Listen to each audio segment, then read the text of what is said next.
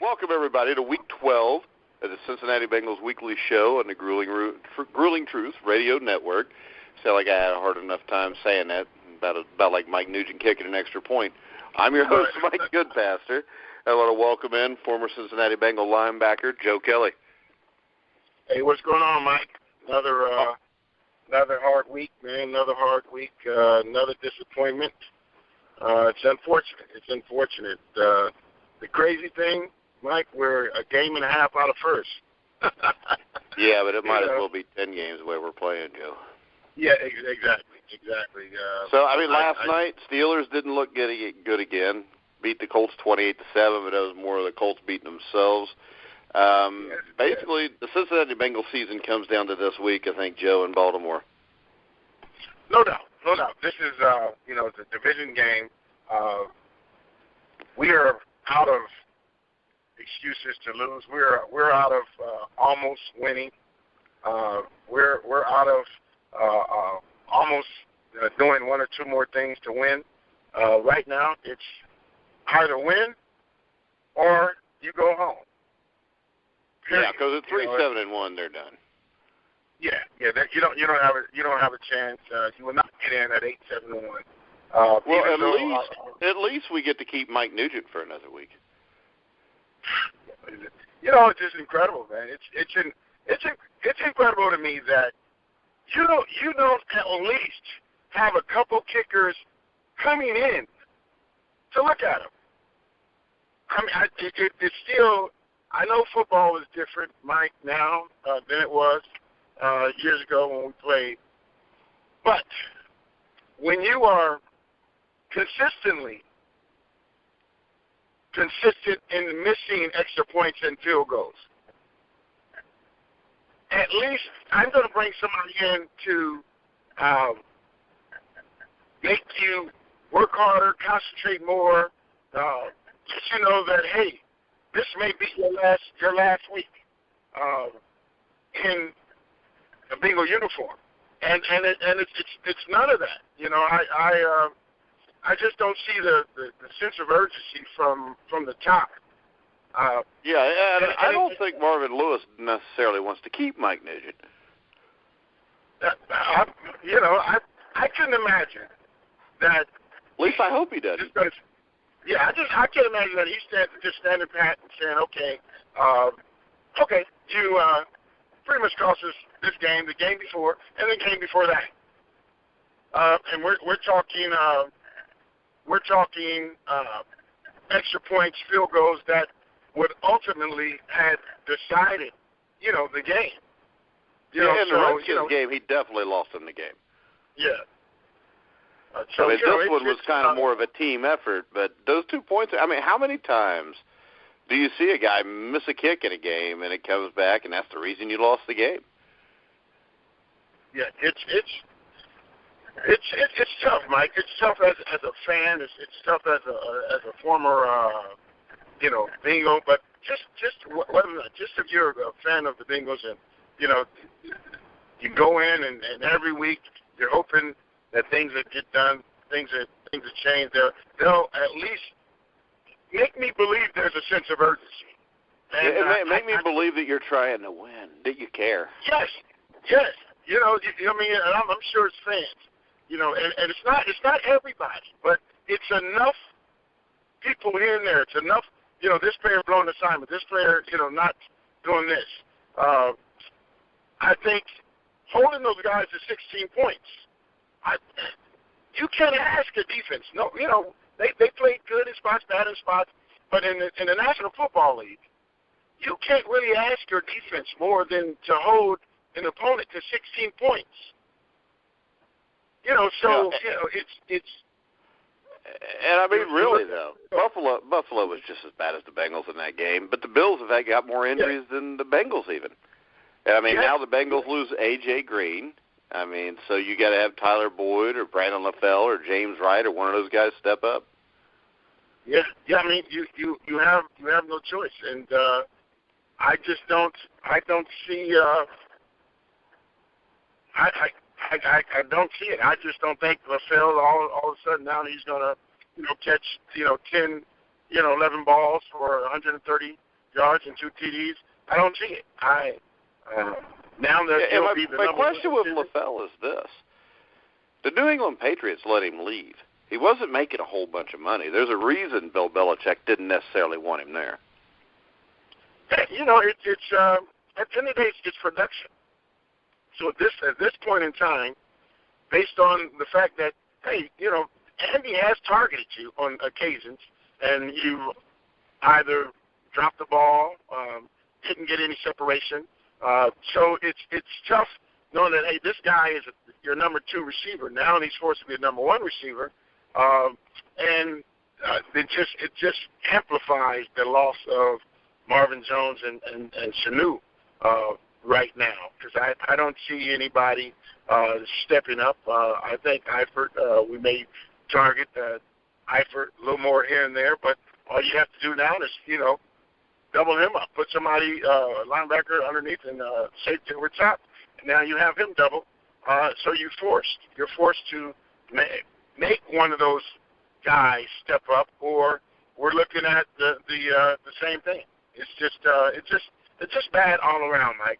You know, and the thing I see is this: people complain about Andy Dalton, but if you're playing against the zone, I remember one of the plays. I think it was LaFell, where they're complaining on TV that Dalton threw it behind him. And what happened was, I think they were in cover 2, and you had LaFell should have sat down in the window, but instead of sitting there where Andy threw the ball, he kind of fades behind a linebacker, and the throw ends up being behind him. I mean, that's not Dalton's fault. Yeah, you're taught. At this point in the season, he should know the offense well enough. He's experienced enough to know that here, a wide receiver running a route. You know, as you're running that route, the defense's coverage is going to dictate the end of your route. So if they're sitting in a certain zone, if they're sitting, or if they're playing man, or if you got somebody over top, you know, you're going to get the back shoulder throw. You got a zone, you're going to sit down in that pocket, and it looks as though it may have been the quarterback's fault. One thing that I'm not down on, or one thing that you know, you have a lot of critics talking is about number 14. I think number 14 is playing as well as he possibly could in the situation. I think this year he's thrown the ball better than he has any of the other years he was here.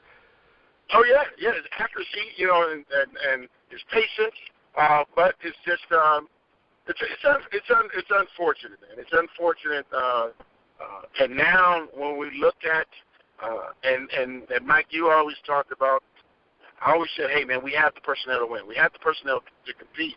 And now you look at AJ going down, look at Giovanni going down, and now you're really looking at, oh man. And I'll still go back to the fact that I've said this for the third year. I don't think they do have the personnel to compete. I think they've got the personnel to compete if everybody's healthy all the time. But you know yourself, there's not an NFL team in the world halfway through the season's got that. You got to have some depth. They lost too many players in free agency.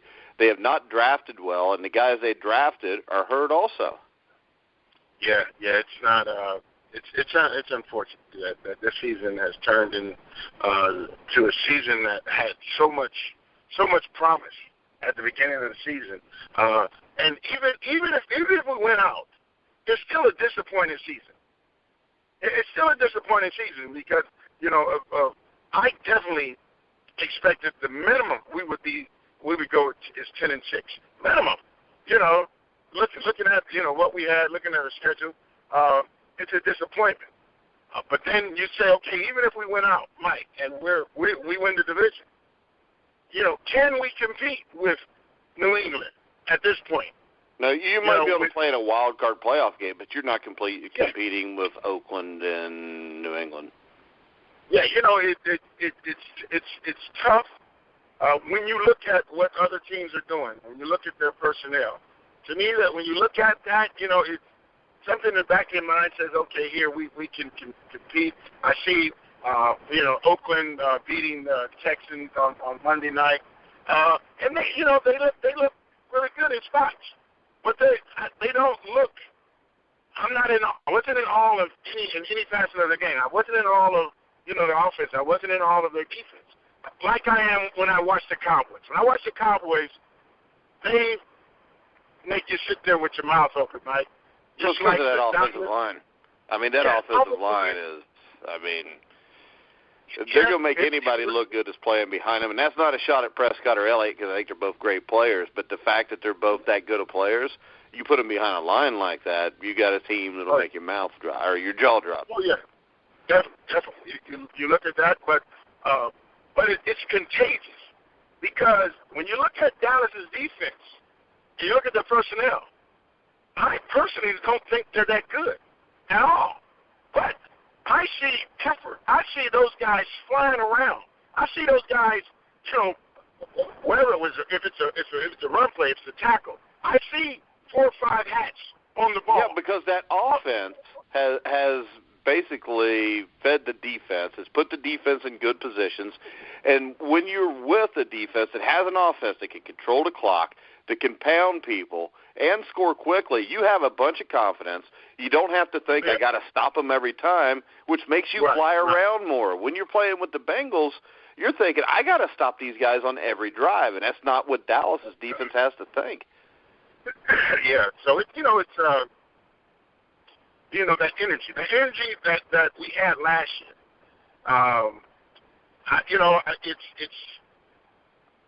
It's tough that I'm looking and I'm saying, well, man, maybe it passed us. Maybe that was our year. Yeah, and losing Reggie Nelson was a killer. Well, it was a killer, and losing both Sanu and Marvin Jones. Yeah, but I mean, defensively though, our defense went from being one of the top 5 defenses in the NFL to a defense that's not even in the middle of the NFL now, just from losing that one guy. Because if you look at it, what else did they lose? Yeah, you're looking at your quarterback. This is your quarterback of your defense, and it wasn't a move that we had to make because Reggie wasn't asking to get the contract that you gave Aloka, because you gave Aloka that contract based on his age and his potential. You didn't give all that money to him based on what he did, because what he did last year was in direct result of what Reggie Nelson was doing. So but see, the problem is this. The top doesn't understand that. They just saw that Iloka played really well. They don't understand why he played really well. Yes. And by top, I mean Mike Brown. And, I mean, if you look at this game coming up, I don't think the Bengals roster is that good, but the Ravens have 14 players on injured reserve. And if you look at the Ravens, I mean, the Ravens are that good because the Ravens are coached very well. I mean, the Bengals have somehow beat them 5 consecutive times. The Bengals and Ravens since 2008 have both made the playoffs 6 times. Only New England and Green Bay at 7 have made it more. And I just think a lot of this comes from the ownership. Ozzie Newsome, Harbaugh. I mean, you got Harbaugh and Newsome, you're never going to be that bad because they get the most out of guys, and they pick the right guys to fit their system. Right. It's tough, Mike. It's you look at it, and you're sitting in the position that we're sitting in. But like you said, we've beaten Baltimore for whatever reason 5 times in a row. We can't beat Pittsburgh, but we can beat Baltimore. So at the end of the day, what do you say? What are you going to do? You got to be professional about what we're doing. You got to be professional about the situation. You have to go out there and compete. Period. You got to go out there and compete. You still have to go out there and you look at Mike. Wait, what if we win 4 in a row? We win 4 in a row, and we beat Pittsburgh. We may be, if Pittsburgh continues to win, we'll still only be a half game out. So, it as bad as it looks, it's still at this point, it's crazy because we can still win the division. Yeah, but I can tell you this. As bad as it looks right now, Joe, until they win this game, it's going to look bad either way because right now they're showing no signs of being able to win 1 game, much less 4 in a row. I mean, right now I would worry about the Cleveland game. Me too. There's not an opponent on the schedule right now that I had the same viewpoint 4 weeks ago. When I look at this point in the season on the schedule, 4 or 5 weeks ago, I was like, hey man, let's just win. Let's just get a winning record, and then we get right there. We get to the Giants, and we can run that. We can run that table. We can run the table. Now, every opponent, we're in a position where we look like we're going to be underdogs, and legitimately so the way we're playing. And the team that we may be favored over is Cleveland. But you look at that game. That game is in Cleveland. You could be dealing with the late snow effects, the weather. Yeah, and they haven't won yet, and they're bound to win a game. Yeah, they're bound to win a game. So who better than to get off the ride with and at least get one victory than your in-state rival. So it's tough. It's tough being a fan.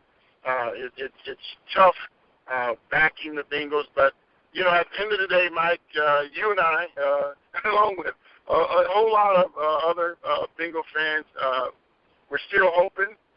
But realistically, Mike, now we can't. You and I, we can't think with our hearts. We got to look at what's on paper. We got to look at how we've been playing. We have to look at how we faced adversity, how we played after almost winning, how we played after knowing that these games we should have won come back the next week after a bye, how we played after the bye. And when you look at every scenario, Mike, we played terrible. Yeah. I haven't seen one game they played this year where I thought they played well, including the 3 wins. Yeah, and I mean, if you look at it, they've beaten Baltimore the last 5 times. But in those last 5 games they've beaten Baltimore, A.J. Green caught 41 passes for 726 yards and 6 touchdowns. So I would say there's a direct correlation from A.J. Green playing to the Bengals winning that game. And there's no A.J. Green. There's no Gio Bernard. So I'll put it to you this. What's the game plan? What do they have to do to beat Baltimore? The game plan is defense. Our defense is going to have to keep us in the game. Our defense is going to have to keep the score low because we're not going to bust out and score 30 points without A.J. Green. We couldn't score 30 points with A.J. and Giovanni. Yeah. So we're not going to score 30 points Sunday. We may hope for 2 or 3 field goals, touchdown at the most. If we score. Yeah, but Joe, to get 2 or 3 made field goals, we have to get in position to kick 6 of them. Yeah, right. Mike, and that's the god awful truth. And it's tough when you look at it. Baltimore does not have an explosive offense. Their defense is going to keep them in the game. The defense is going to play hard. They're going to play solid. They're not going to make a lot of mistakes. Offensively, they're not going to wow you with a lot. They're going to bring that toughness. Steve Smith is going to give you that toughness. He's going to make those tough catches. And right now, the key to Cincinnati Bengals, Mike, it's about piss and vinegar. It's about being tough. It's about stop feeling sorry for yourself. Get your ass up and play. Nobody's in Baltimore is crying. Nobody in Pittsburgh is crying for you. Yeah, and Baltimore's got more injuries than the Bengals do. They're missing 14 guys that are on IR. And the thing that really scares me from looking at the Ravens, their defense has got to be one of the top 3 or 4 units in the NFL. And they have 23 sacks and 11 interceptions in 10 games. And the 23 sacks is what scares me because we all know that we got about 3 guys that probably shouldn't even be in the NFL on our offensive line starting.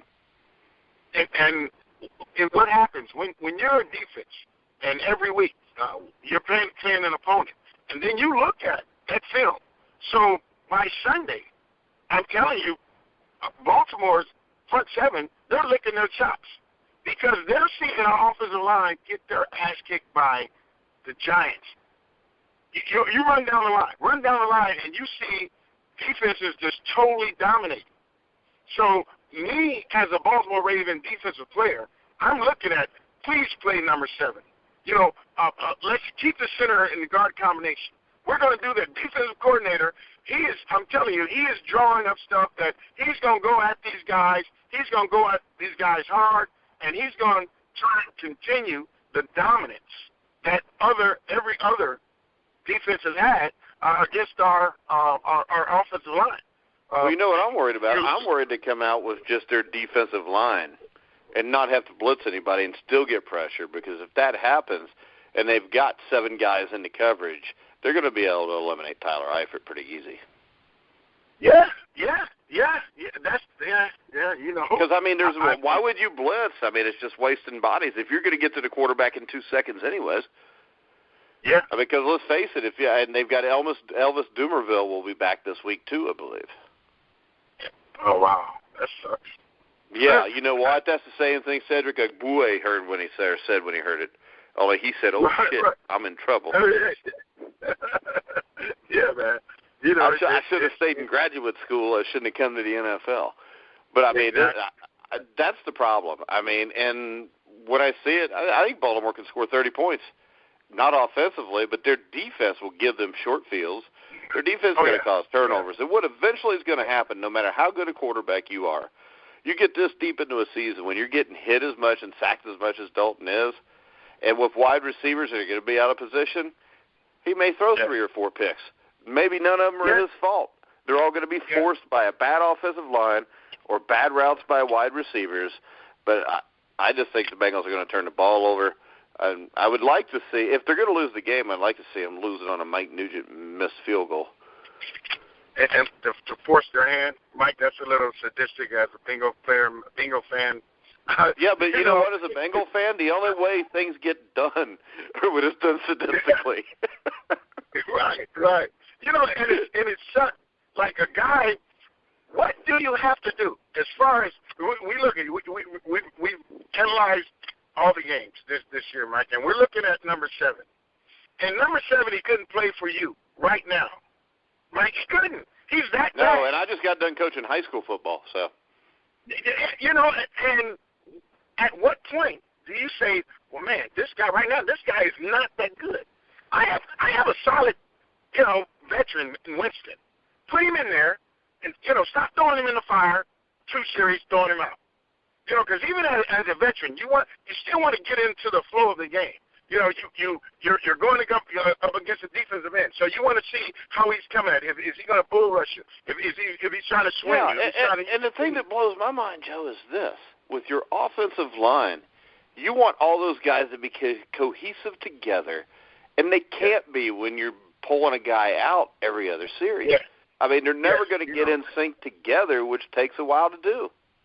Yeah. No, it's tough, man. You're looking at that, and defensively, you're looking at Gunther. Like, what are you doing with your defensive ends?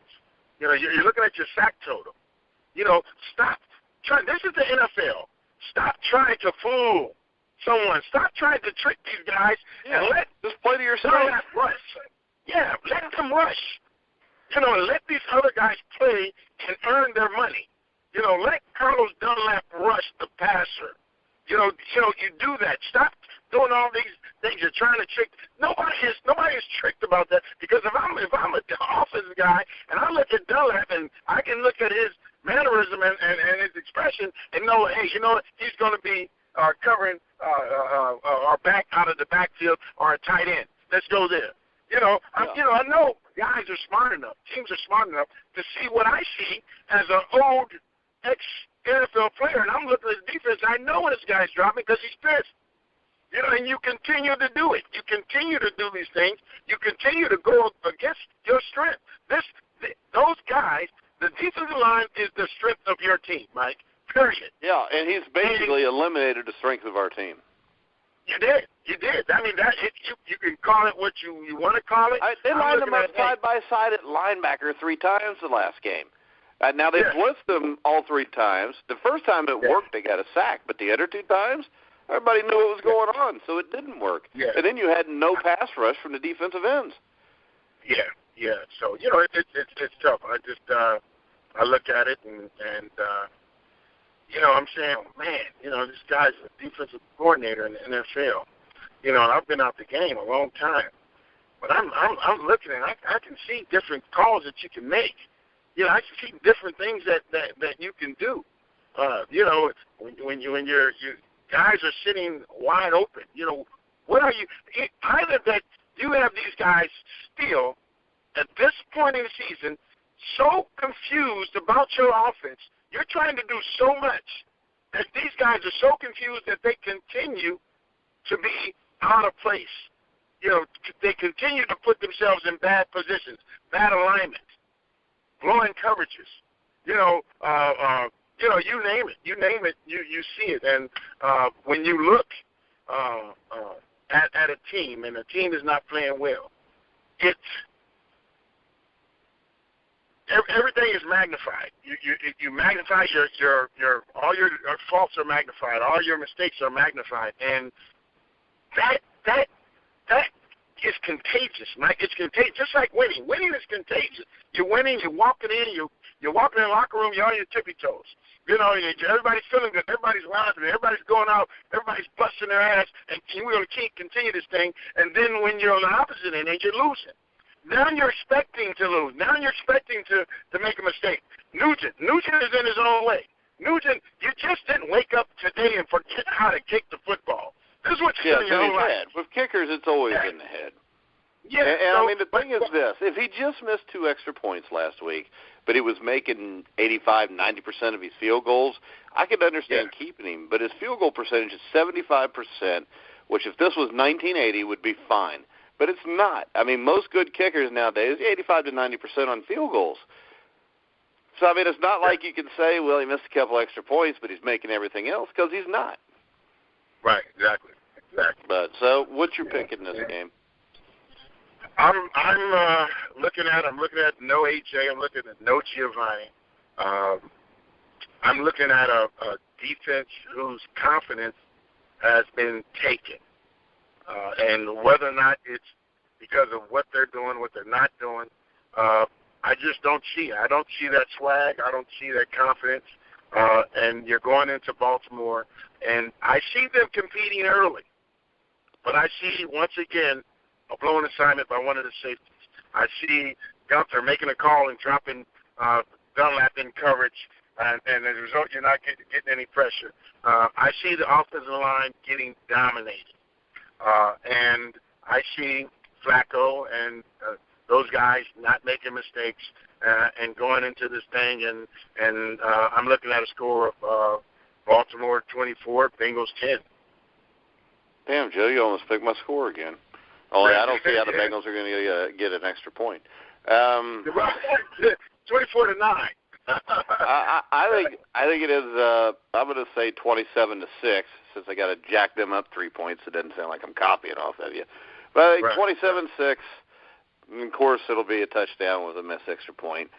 I just think the Ravens are going to control the ball on the ground. The Bengals, I mean, hell, the Giants ran the ball in the fourth quarter on the Bengals. And the biggest stat I've seen about the Bengals is in, what have they played, 10 games? They have scored a total of 30 points in the entire fourth quarter of all 10 games combined, which I think they're tied for last. I forget who it was tied for last with, but they don't make adjustments at halftime. I mean, I think this is probably a blowout from the start, because my biggest problem with this team has nothing to do with anything other than the fact that they don't look like they care if they win or not. And I mean, that's the bad thing about this. This team, I look back, like 2006, the Bengals were 7-9, but they always looked like they were trying to win the game. The thing that's so frustrating with this team is you watch them, and it seems like they don't care. And I'm not talking about Marvin Lewis, don't yell and scream, because I'm not one of these people that thinks that makes him a good coach or a bad coach, because I watched Tom Landry never say a word, and he won a couple Super Bowls. Right. So I think people that read too much into that are just looking for somebody like Vince Lombardi or Bobby Knight just running around screaming. That's not Marvin's personality. What I'm saying is this. When you watch this team play, outside of Vontaze Burfict, anybody else that makes a great play, you wouldn't even know it from looking at their body language after they do it. Yeah, exactly. And I mean, really, to be a great football player, it was what I always tell my son. He's a high school quarterback. I said, when you walk on the field, even if I don't know who the quarterback or the best player is on that team, if I'm the opposing coach, I ought to be able to look out and just tell by the way you're walking around the field that you're the best player there. Exactly. And they used to walk around like that, and they don't now. I think the young kids call it swag, Joe. Right. Yeah. Swag. It is. Yeah, but you got to walk around like you own that place. Yes. Yeah, and you believe. And what I'm saying is it's body language. Yeah, it is. It is. It's body language. It's your demeanor. It's everything. It's everything. I see these guys. They walk off the field and their head is down. They're at halftime. They're walking in the locker room and their head is down. There's nothing. There's no. You're going. You're going back to the sideline and everybody is just there. They're just sitting there. There's no fire. There's no. Somebody stepping up. And I'm not saying Marvin. At the end of the day, Marvin can't go out there and make a tackle. Marvin can't go out there and cover anybody. So, there's nobody, besides Burfict that's... Hey, neither can anybody else on the team, so Marvin's like the players, too. Yeah, it's tough. Mike, in the end, I think it is this. This is my own opinion. I have nothing to base it on. But I think this. I don't even think Marvin was allowed to pick who his coordinators are. I don't, because it's. I think we're the only team that don't. Do we try and go outside? No, we always just. That's why I know this. If the defensive coordinator's fired after this year, Jim Haslett will be the new defensive coordinator. Yeah. Yes. I wish that would happen because I think Jim Haslett's a hell of a football coach. But I played. Jim was my linebacker coach in '93. So Jim knows football, and I tell you one thing: Jim is going to get out his players his toughness. Jim has proven he can coach. I think he had a couple good years as the head coach of the Saints, didn't he? Yeah, Saints. And see, that's what nobody ever brings up. He's already in house. Yeah. The Bengals hired him this year. I think this happens. I don't think that Marvin will ever be fired here. But I think Marvin will retire here, and then maybe Haslett becomes the head coach. Yeah. So I think Haslett's the kind of guy, personality-wise, that this team needs right now. Yeah, he definitely. I'm telling you, Jim is a former linebacker. He's physically not as intimidating anymore. He walk around with that limp. He got that bad hip, but he's still a tough guy, and he's gonna. Even though a lot of the rules have changed. You're still going to play tough. You're going to play with effort. You're going to play with fire. And to tell you the truth, you know who I like to see come here and be the coach, and he was an assistant here a year or two ago, is Vance Joseph. Yeah, that's Right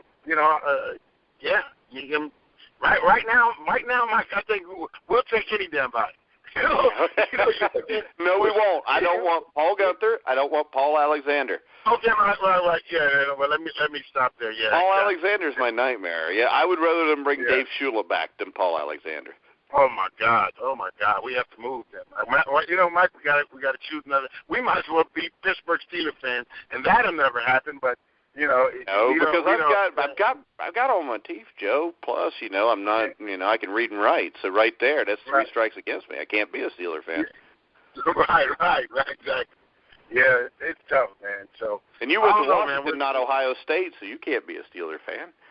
Oh, because we know since you went to Washington, you can read and write. If you went to Ohio State and played football, you may not be able to. Right, exactly. I'm not a big Ohio State fan, by the way. Me either. Because I can't stand Alabama, but if they play Ohio State, I'm the biggest Alabama fan you ever saw. Oh, yeah, and I don't like Alabama. No, me neither. That's what I'm saying. It's the only time I've ever cheered for Alabama was when they played Ohio State. Yeah, exactly. But so I know all right, we'll wrap this up, and maybe next week we'll have a win to talk about. Hopefully, we'll see. I don't say that with much confidence, but you never know. I know. Yeah. Okay, well, good deal, man. Good deal. All right, guys, make sure you check us out at thegruelingtruth.net. You can hear all the shows on iHeart, TuneIn, iTunes, Spreaker, Stitcher, Google Music, pretty much wherever you find sports podcasts, you'll find The Grueling Truth. Make sure you check out all of our shows the rest of the week. If you're listening to the Bengals show now, you can go to the website and get the LA Rams show with Tony Hunter, the 49ers show with Dexter Carter, the Pittsburgh Steelers show with Dwight Stone, even though we don't like to talk about the Pittsburgh Steelers much. But maybe when the Bengals play the Steelers, maybe we can kind of combine the shows. But right now, I don't want to. No. Yeah, I couldn't get into no trash talking right now. Then not like last year. But, guys, make sure you check us out at grillingtruth.net. Check out Gridiron Mo, our main sponsor, at www.gridironmo. So for Joe Kelly, I'm Mike Goodpaster. You've been listening to The Grueling Truth, where the legends speak.